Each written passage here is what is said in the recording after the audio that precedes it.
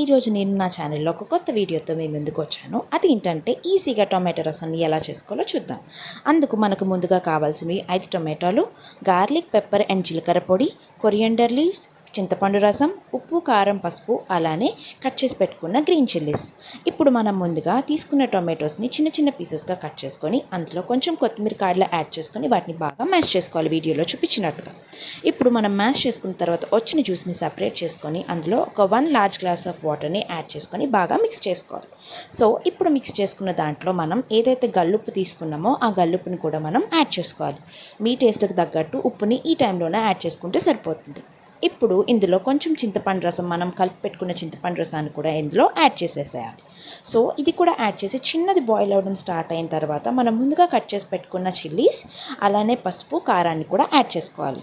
So పసుపు అనేది వేసుకుంటే చాలా మంచిది, కారం అనేది ఆప్షనల్, అది టోటలీ మీ చాయిస్. ఇప్పుడు మనం మరుగుతున్న టైంలో మనం ముందుగా రెడీ చేసి పెట్టుకున్న జీలకర్ర, తెల్లుల్లిపాయలు, అలానే పెప్పర్ పొడిని కూడా ఇందులో యాడ్ చేసేసుకోవాలి. మనం ఏదైతే పొడిని యాడ్ చేసుకున్నామో ఇదే రసానికి మంచి టేస్ట్ ఇస్తుంది. ఇప్పుడు వేరొక కడాయి పెట్టుకొని అందులో 2 teaspoons of oil add చేసుకొని కొంచెం ఆవాలు, కర్రీ లీవ్స్, అలానే red chillies and 2 spoons of ఇంగువ యాడ్ చేసుకొని బాగా మిక్స్ చేసుకొని మనం రసం మిక్స్లోకి యాడ్ చేయడం వల్ల మంచిగా ఫ్లేవర్ వస్తుంది. దీన్ని ఒక 10 to 15 మినిట్స్ మనం బాయిల్ అయ్యేటట్టు ఉంచేసేయాలి. సో ఇప్పుడు ఇందులో కొత్తిమీర అది కూడా యాడ్ చేసుకుని ఒక బౌల్లోకి సర్వ్ చేసుకుంటే ఆహా అద్భుత, చాలా చాలా బాగుంటుంది. మీరు కూడా ట్రై చేసి ఎలా ఉందో కామెంట్ సెక్షన్లో కామెంట్ చేయండి.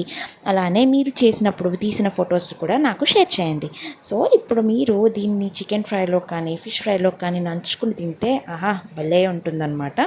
సో మీకు ఇలాంటి వీడియోస్ కావాలి అంటే కామెంట్ సెక్షన్లో కామెంట్ చేయండి. బాయ్.